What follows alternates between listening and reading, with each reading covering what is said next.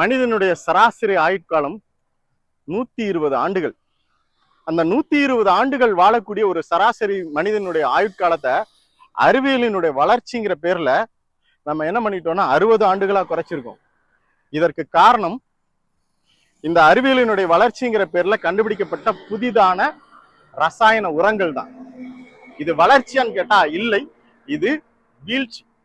நாமும் நம் சந்ததியும் இதிலிருந்து மீண்டு வரணும் அப்படின்னா இதற்கு ஒரு சிறந்த தீர்வு இயற்கை விவசாயத்தை நோக்கி பயணிப்பது.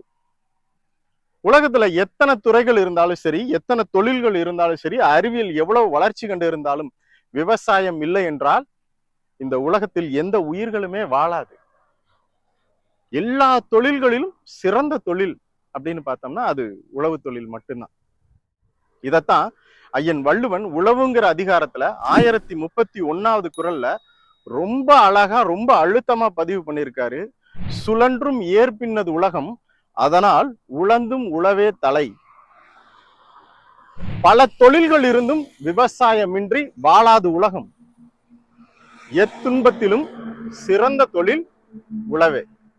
தன்னுடைய ஆயுளினுடைய பாதியை இழந்து தவித்துக் கொண்டிருக்கிற இந்த சமுதாயம் இந்த துன்பத்தில் இருந்து விடுபடுவதற்கு வள்ளுவன் காட்டிய ஒரு சிறந்த தொழில், சிறந்த தீர்வு இயற்கை விவசாயத்தின் பின் நிற்பது.